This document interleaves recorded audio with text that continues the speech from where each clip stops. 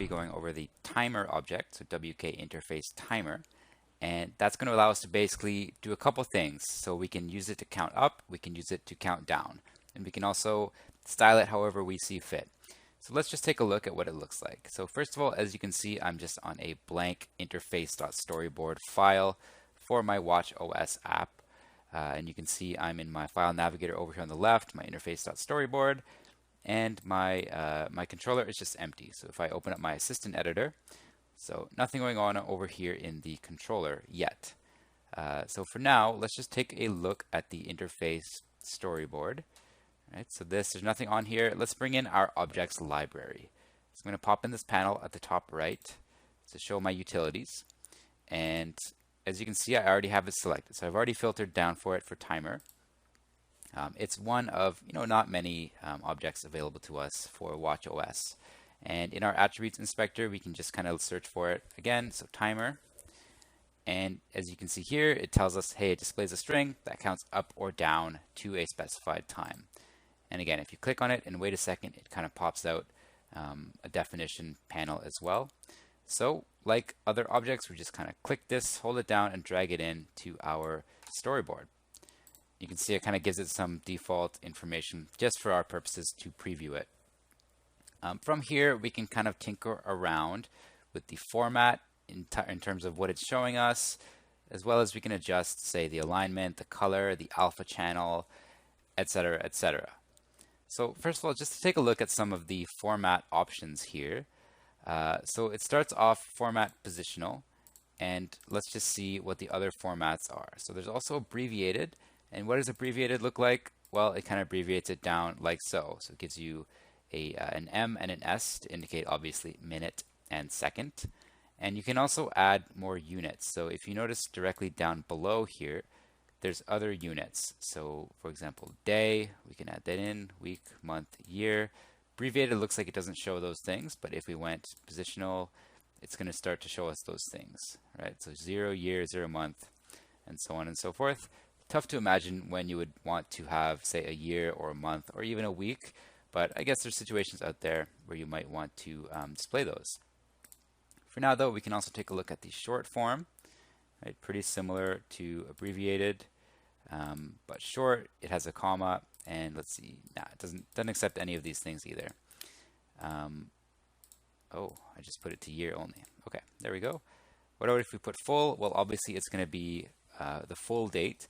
You notice that it's kind of running out of space here, and we can fix that. If you notice down here, there's a lines section under label, and we can increase the number of lines, so it'll allow us to see better. Another option is we could change the min scale. So we could scale it so that it fits, for example. So this will scale it down to p 0.6 of its original size, for example. Let's go with lines. So let's change this to 2 lines. So we'll need 2 lines if it needs it. You could also say 0, in which case it would just take up however many lines it needs. So let's just set it hard-coded to 2 for now. Let's check out spelled out here. So you can probably imagine what this is going to look like, but it just kind of spells it all out in letter form without any numbers. So could be interesting. Depending on what kind of aesthetic you're going for, you're going to make sure you're choosing the correct one here. Let's set it back to what it was initially position, positional, I should say. And you notice there's an option here for enabled. So what is that going to do? Well, let's try running it in the simulator with enabled not checked, and then we'll try it again with enabled checked. So let's run it. Okay, we'll stop our current instance of the simulator, and it's going to build it. And we didn't really affect anything, so it shouldn't take too long to build. And then we'll keep an eye on our simulator here. Let's give it a second to load up.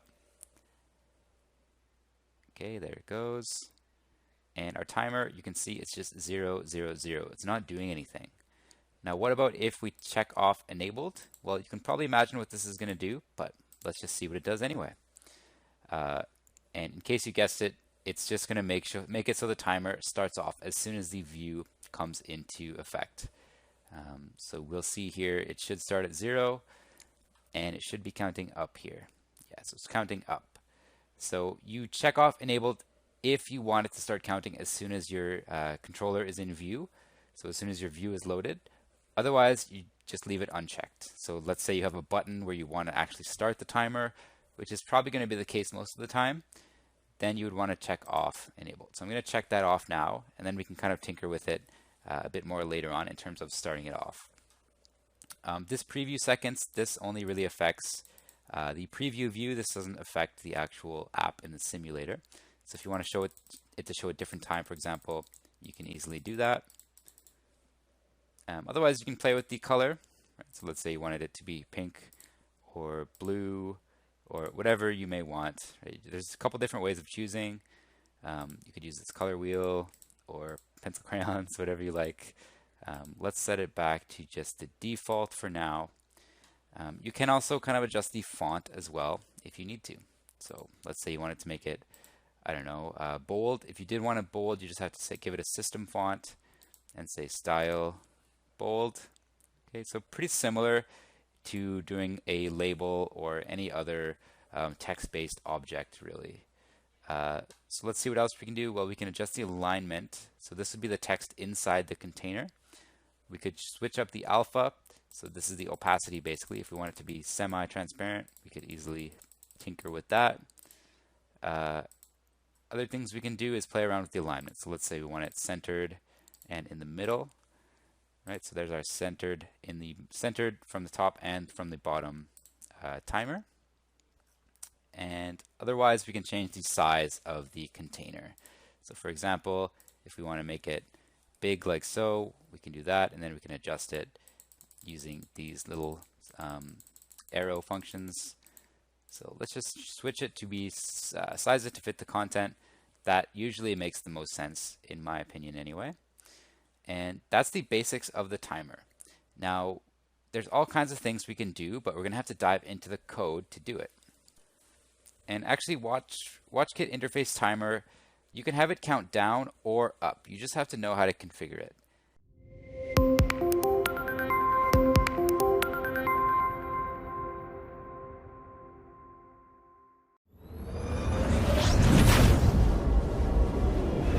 Next, let's jump into the code to see how we can control our timer here. So I'm going to get rid of this attributes inspector, and I'm going to jump here to the concentric rings here, the assistant editor, and this will show us the actual code on the back end. And this will allow us to basically create variables and define our behavior. So first of all, let's grab this object here, this timer object, and I'm going to bring it and describe it as a variable over in our interface controller. So to do that, of course, I'm going to hold down Control, click and drag it, and drop the outlet. Well, let's just put it here. You can see that it's outlet, can't change it. Can't change the type either. It's always going to be an interface timer because that's what it is. So name, I'm going to name it after what it is, outlet, and this one I'm going to call my timer. Okay, you can see it uses the interface builder and it creates a variable outlet timer, which is of type WK interface timer. Now, interface timer has a couple methods that we can call on it. For example, we can get the timer to start basically right before it comes into view. So just to describe that, so remember over here, we did not tick off the box for enabled. So initially when we load it, it's just going to be at 0. If we put down here under will activate, let's just call the variable outlet my timer dot start is one of the methods available to us. So if we call this, well, this might not be exactly what we want, but this will basically start the timer. As it says here, this method is called when the watch view controller is about to be visible to the user. So it'll probably be behind, or ahead rather, by a couple seconds. But you know what? Let's test it out. Let's see what it does. So I'm going to open up our simulator here, wait for it to load up, and let's see what it's doing. Okay, there it goes. Any minute now. There it goes. Okay, yeah, so in case you didn't notice, it started at 02 because it was already starting the timer basically before the page was visible. So just before the page was visible, this function gets called. Okay, so I mean, it's a start, maybe not exactly what we want though, right? We probably want to start it once it is visible to the user. So let's figure out how we can do that. We can give it an explicit date, in other words, an explicit time to start. And this method's a little funky in my opinion, but we just say outlet timer dot set date. You'd think it would be called set time, but no, it's called set date, and it just accepts a date as an argument here. So if you put in date like so, this will be us setting the basically current date and time, and then it'll start the countdown. So let's just try it out. Let's see if it works here. So we'll run it, and theoretically this will start off at 0 instead of starting off at, say, 2 seconds or whatever it is after the interface view loads. So there it goes. Let's keep an eye on it. Great. So it started at 0 and then it started counting down, all because we told it to start at a specific time, basically. Now next, let's figure out how we can actually start the timer ourselves. And it's actually pretty straightforward. First, let's clear up some screen real estate and go back over here. Actually, you know what? We'll be needing this in a second. So we'll pull up our objects library. And what I'm going to do is I'm going to add in a button. So a button object here, just going to grab it, drag it over, just plop it down there. Okay. And the button also, we are going to move it down below the timer. I think that makes more sense in my opinion. So we'll center it and we'll say center, and it should stack down below. Yep, there we go. Okay, so let's give a an action to this button. And so we can do that like so. And where should I put it here? Well, first of all, let's grab it. And you know what? I'm going to put it, yeah, right here is fine. Make sure I designate it as an action. And we'll say action, my button. Okay, and what is this button going to do? Well, it's going to start the timer. So we can actually just move this method. So instead of being in the will activate method, we're going to move it into its own action here. And now theoretically, when we start the timer, it should start out at 0. But you know what? I'm not sure that's going to work. Let's try it out. Okay, so there it goes. It's going to build up our, it's going to compile our code. Build succeeded. And here it comes any minute now. There it goes.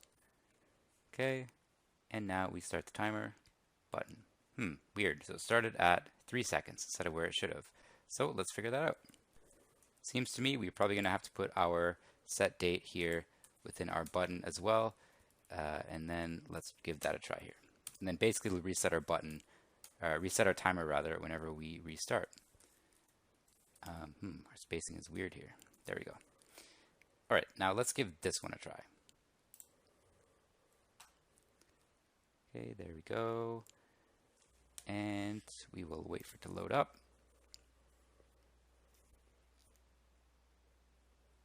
There it goes. Let's give it a try now. We'll start the timer. There it goes. Okay, let's hit the button again and see what happens. Right, so it resets it to start at 0 again. Pretty neat.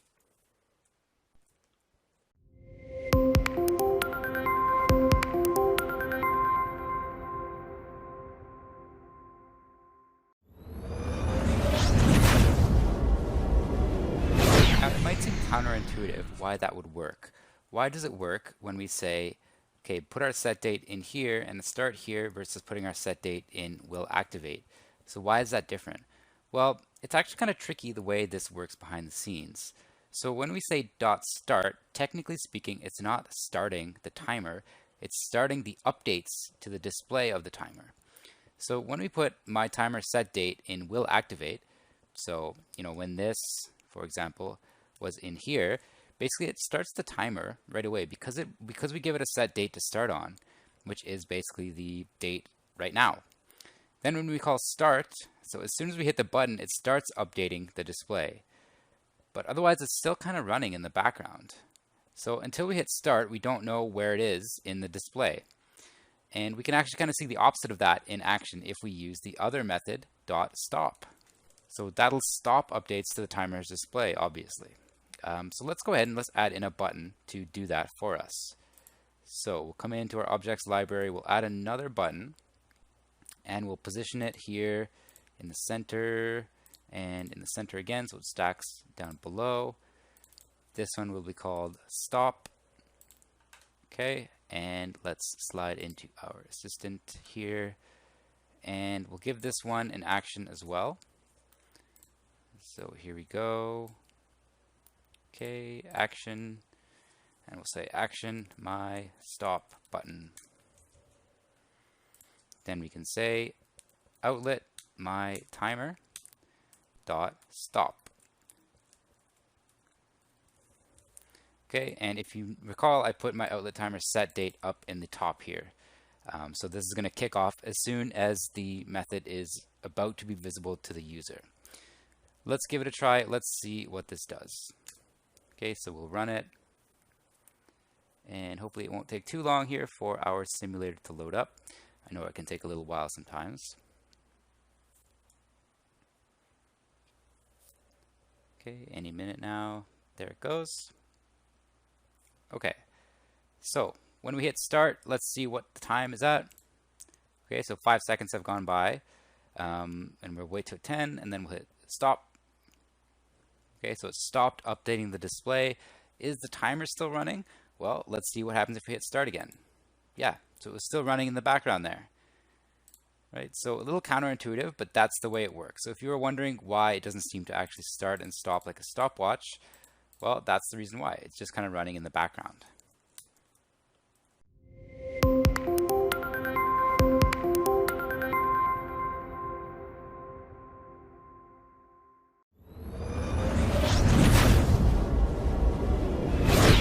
Now that we have our start and stop button working, let's figure out how we can refactor it to be, instead of 2 buttons, 1 button, and we can kind of just switch the text of the button. So first of all, let's come in here and let's take a look at our buttons. So we have a start button and stop button, and let's attach this to a function. So I'm going to get rid of both of these. Actually, no, I'm going to get rid of the second one down below, and I'll get rid of the button itself as well. Okay, so now we have 1 button. Make sure that that action was deleted. Yep, so it's not showing up over there. Okay, and so let's just kind of take a look at how we're going to implement this. So first of all, when we start the button, we want to basically set the timer to start at that point. So I'm going to cut this code out of our will activate function, put it into here. So this will allow us to start the timer at 0.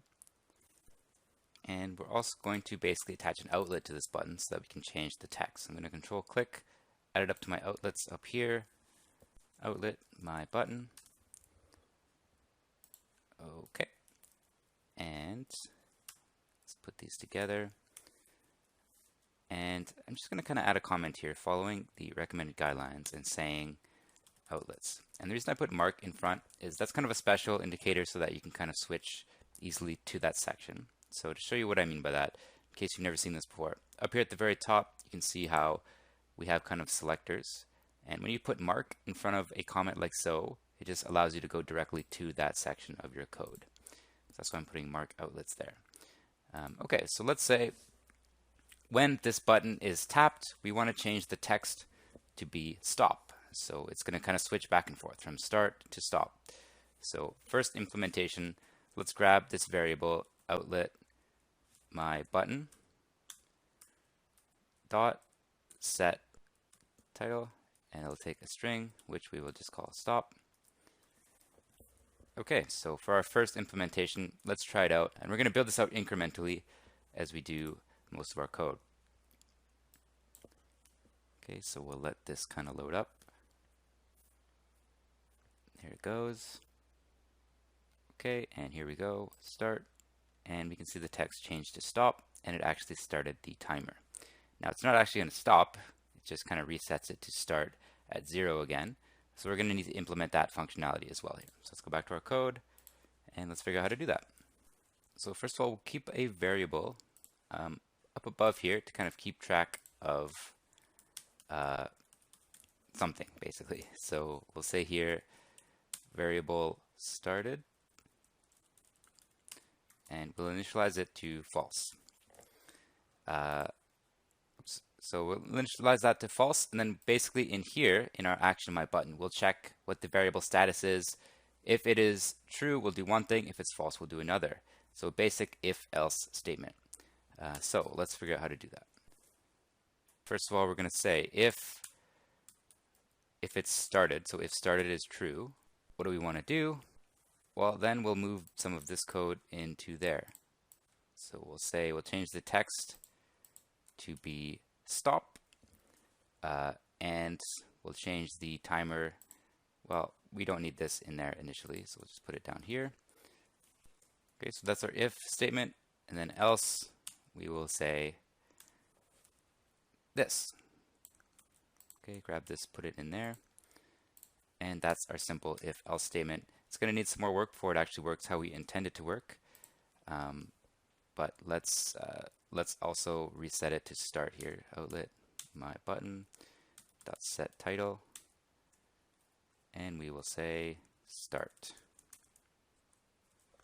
Okay, and not forgetting up here, we're going to need to say dot stop if we do click the stop button. So outlet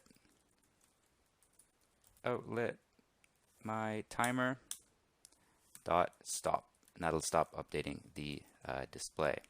Keeping in mind that our timer here, it's really just a fancy label, and start and stop just kind of updates the display. It doesn't actually start or stop the actual timer behind the scenes. So just out of curiosity, let's see what this does now. So let's see what it's showing us. So open up our simulator. Okay, build succeeded. Should be ready any minute now. Okay, there it goes. Alright, so if we hit start, what does it do? Well, it starts the timer, because started is equal to false. So let's work on our logic a bit here. So go back to our code, and we basically just need to switch around our started variable. So it starts off as false. So basically, whenever this button is hit, we just have to switch between two different states of the variable. So we can do that like so. Started is equal to opposite of started. All right, and so this should allow us to kind of switch back and forth between the two states, and it's just going to kind of put it as the opposite of whatever it starts as initially. So let's try it out. Go to our simulator, and we're just kind of working out our simple logic here. Alrighty, build succeeded. Go to our simulator. There it goes. Okay, so here we go. Start. We can see that it switched over to stop, but it didn't start the timer. So let's fix that. And of course, we just need to kind of shift this stop and the start around. So I'm going to move the stop down to here, and up here we'll move start and set date up above. And that should fix it. Okay, and this is how I like to build code, just kind of tinker around with it, seeing what logic works and what doesn't. Okay, should be any second now. There it goes. Okay, so here we go. We're starting. Should start there. There it goes. Now what happens if we stop? Okay, it stops updating the display. If we start again, let's see what it does. Start. It starts again at 0, of course, because we have it to set the date as just the current date, current time, in other words. All right, great.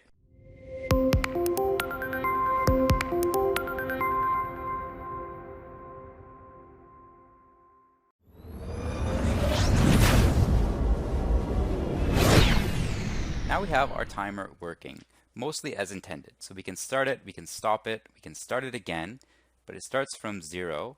What if we want it to count down instead of up? So is there a way to count down using our timer? Yes, of course there is. And you just have to know that if you give it a positive value to start with, it's going to count down basically from that value.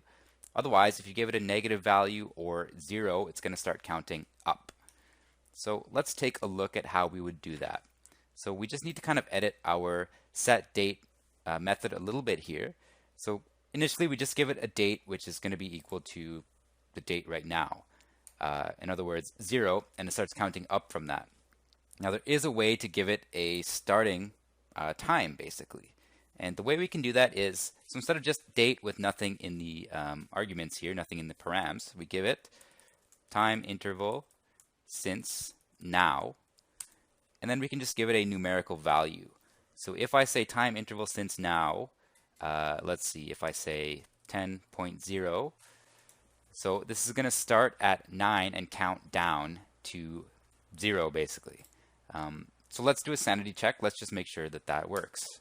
And it does seem a little bit counterintuitive initially to think if I give it a positive number, it's going to be counting down, and negative will count up.